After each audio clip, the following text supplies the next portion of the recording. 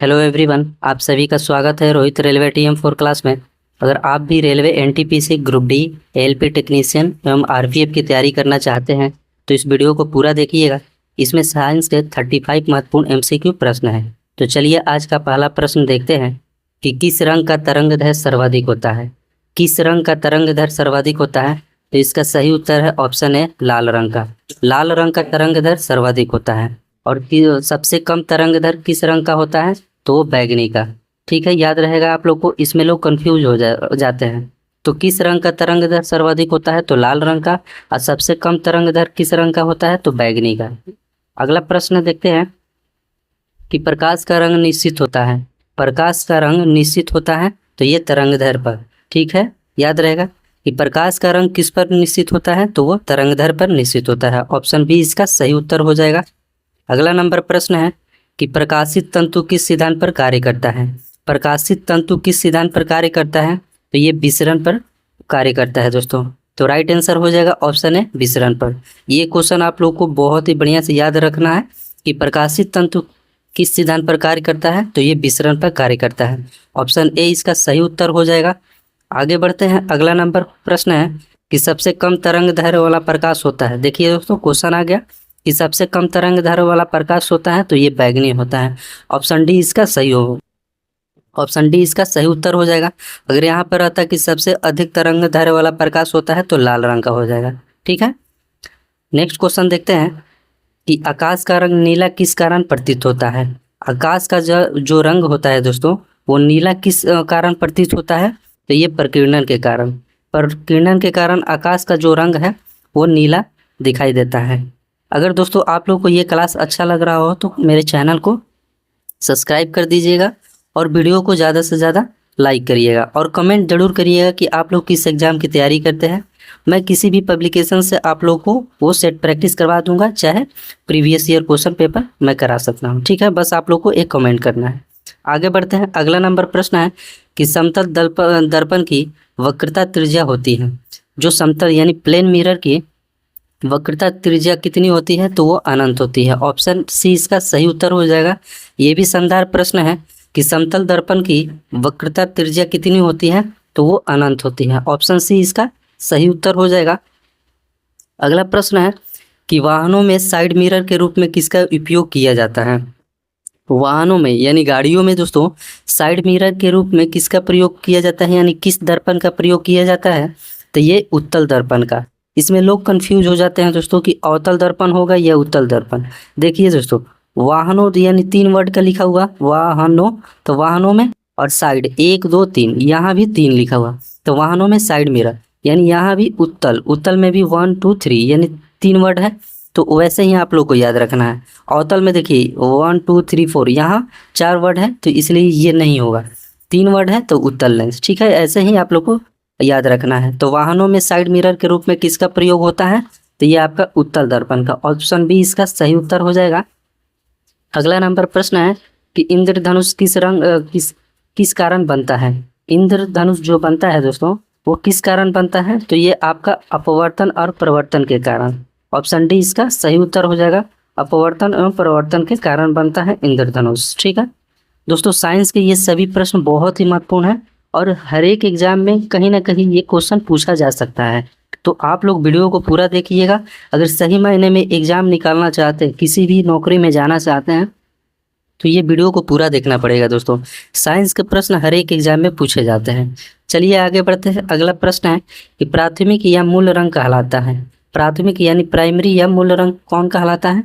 तो लाल, हरा, नीला, ये तीनों कहलाता है प्राथमिक रंग। तो ऑप्शन डी इसका सही उत्तर हो जाएगा, उपयुक्त सभी। नेक्स्ट क्वेश्चन है कि अंतरिक्ष यात्री को आकाश कैसा दिखाई देता है।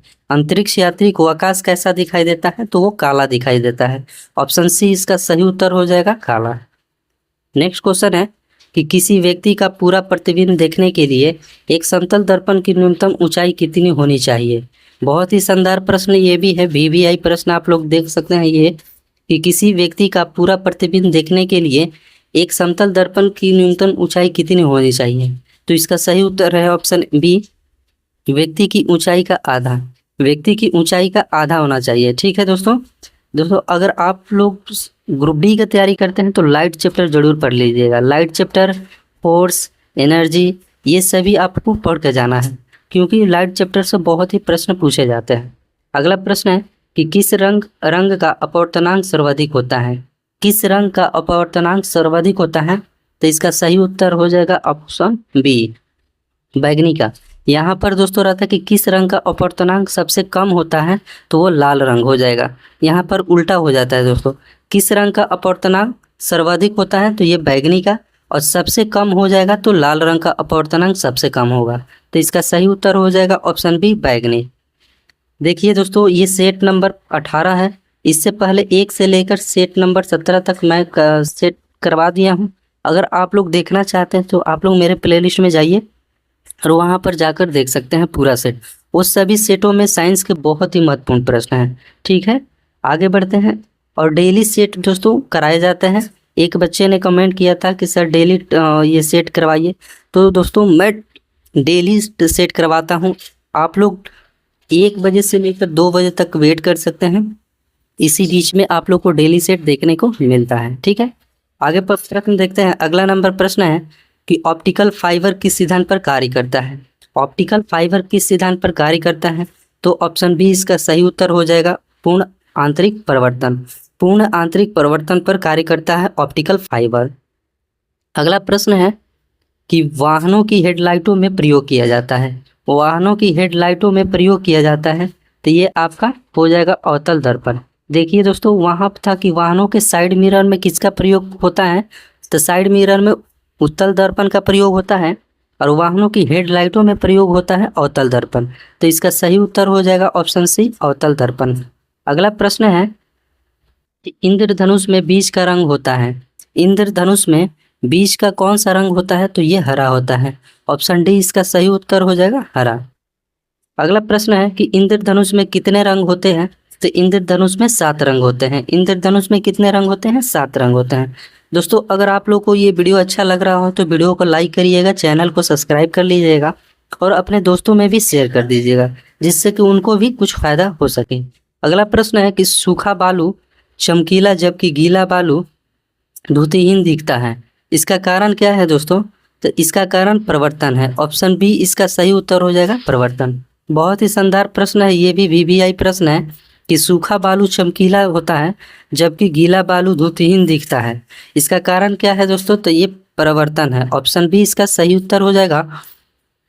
अगला प्रश्न है कि 2 समानांतर दर्पण के बीच रखी वस्तु का प्रतिबिंब बनता है। 2 समानांतर दर्पण के बीच रखी वस्तु का प्रतिबिंब कितना बनता है? 2 बनेगा, 4 बनेगा, 1 बनेगा, या अनंत बनेगा? तो इसका राइट आंसर हो जाएगा ऑप्शन डी, अनंत बनता है दोस्तों। अगर 2 समानांतर दर्पण के बीच रखी वस्तु का प्रतिबिंब कितना बनता है? तो अनंत बनता है। ऑप्शन डी इसका सही उत्तर हो जाएगा। अगला प्रश्न है कि श्वेत प्रकाश कितने रंगों के मेल से बनता है? श्वेत माने 7, ठीक है, स से 7, स से श्वेत। तो श्वेत प्रकाश कितने रंगों के मेल से बनता है? तो 7 रंगों के मेल से बनता है। ऑप्शन सी इसका सही उत्तर हो जाएगा, 7। अगला प्रश्न है दोस्तों कि श्वेत प्रकाश का विभिन्न रंगों में अलग होने की क्रिया को कहते हैं। श्वेत प्रकाश का विभिन्न रंगों में अलग होने की क्रिया को क्या कहते हैं? तो ये वर्ण विक्षेपण कहते हैं। ऑप्शन डी इसका सही उत्तर हो जाएगा, वर्ण विक्षेपण। नेक्स्ट प्रश्न है कि दर्पण में कलई के लिए किसका प्रयोग किया जाता है? दर्पण में कलई के लिए किसका प्रयोग किया जाता है? तो ये सिल्वर नाइट्रेट का। ऑप्शन बी इसका सही उत्तर हो जाएगा। सिल्वर नाइट्रेट को हम लोग इसका सूत्र क्या होता है? AgNO3 होता है इसका सूत्र सिल्वर नाइट्रेट का। देखते हैं दोस्तों कि कोई भी दर्पण है उसका जो पीछे वाला भाग होता है वो कलई किया रहता है, तो वो सिल्वर नाइट्रेट का। आगे बढ़ते हैं। अगला नंबर प्रश्न है कि टेलीविज़न में किस रंग का प्रयोग होता है? टेलीविज़न में किस रंग का प्रयोग होता है? तो वो प्राथमिक रंग यानी लाल हरा नीला का प्रयोग होता है, जो कि प्राथमिक रंग होता है। टेलीविज़न में किस रंग का प्रयोग होता है? तो वो प्राथमिक रंग। ऑप्शन ए इसका सही उत्तर हो जाएगा। अगला प्रश्न है कि टेलीविज़न का आविष्कार किसने किया था? टेलीविज़न का यानी टीवी का आविष्कार किसने किया था? तो ये J.L. वेयर्ड ने टीवी का आविष्कार किया था। ऑप्शन सी इसका सही उत्तर हो जाएगा। अगला प्रश्न है कि उत्तल दर्पण में बना प्रतिबिंब होता है। उत्तल दर्पण में कैसा प्रतिबिंब बनता है? तो ये आभासी होता है, सीधा होता है और वस्तु से छोटा होता है। ये तीनों हो जाएगा दोस्तों। तो ऑप्शन डी इसका सही उत्तर हो जाएगा, उपयुक्त सभी। ये आप लोग पूरा बढ़िया से याद रखिएगा। ये भी VVI प्रश्न है कि उत्तल दर्पण में बना प्रतिबिंब कैसा होता है? तो ये आभासी होता है, सीधा होता है और वस्तु से छोटा होता है। अगर यहाँ पर रहता कि अवतल दर्पण में बना प्रतिबिंब, तो वो वास्तविक होता है, उल्टा बनता है और वस्तु से बड़ा छोटा बराबर दोनों होता है। उसमें दोस्तों वास्तविक और काल्पनिक दोनों प्रतिबिंब बनते हैं। सीधा ये उल्टा बनता है प्रतिबिंब और वस्तु से बराबर और वस्तु से छोटा, वस्तु के से बड़ा भी बनता है अवतल दर्पण में। आप लोग याद रखिएगा। तो इसका सही उत्तर हो जाएगा ऑप्शन डी। अगला नंबर प्रश्न है कि जब प्रकाश की किरण विरल माध्यम से सघन माध्यम में प्रवेश करती है तो वो अविलंब की ओर मुड़ जाती है। ऑप्शन बी इसका सही उत्तर है। ठीक है दोस्तों, कोई भी प्रकाश की किरण अगर विरल माध्यम से अगर सघन माध्यम में जाता है तो ये मुड़ जाता है और ज़्यादा बैंड हो जाता है। किसके तरफ?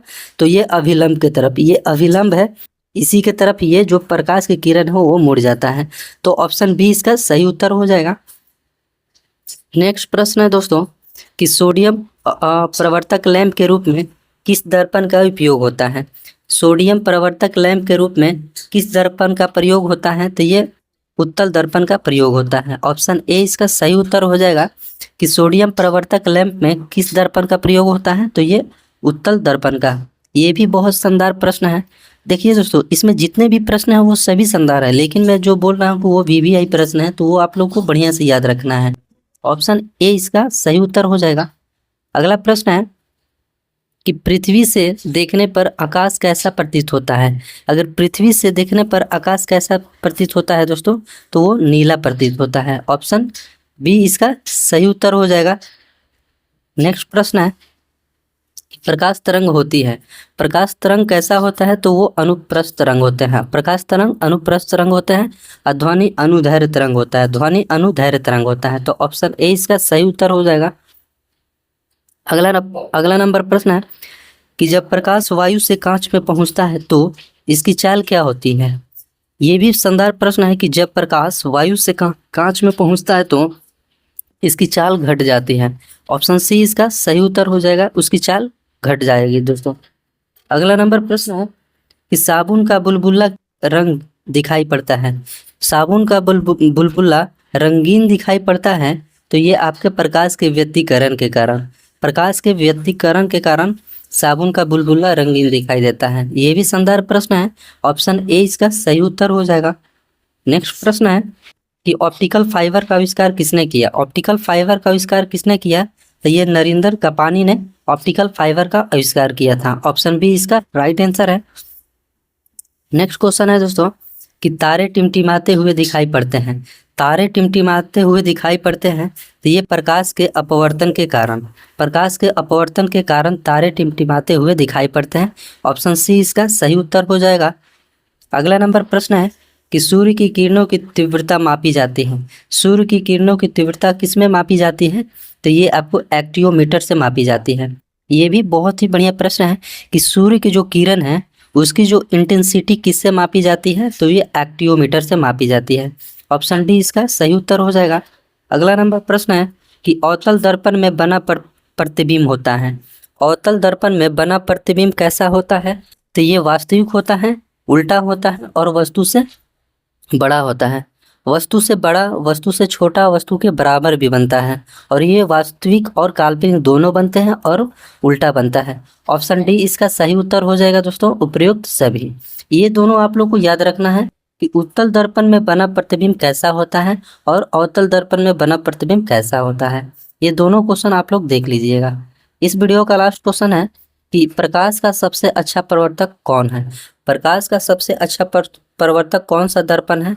तो ये आपका समतल दर्पण है। ठीक है, ऑप्शन ए इसका सही उत्तर हो जाएगा, समतल दर्पण। आप लोग दोस्तों कमेंट करके ज़रूर बताइएगा कि आप लोग को ये क्लास कैसा लग रहा है। अगर आप लोग सही मायने में नौकरी लेना चाहते हैं तो इस वीडियो को पूरा देखिएगा और चैनल पे नए हैं तो चैनल को सब्सक्राइब कर लीजिएगा। डेली आप लोग को ऐसे ही सेट प्रैक्टिस करने को मिलता रहेगा। ठीक है, तो चलिए आज के वीडियो में इतना ही। जय हिंद।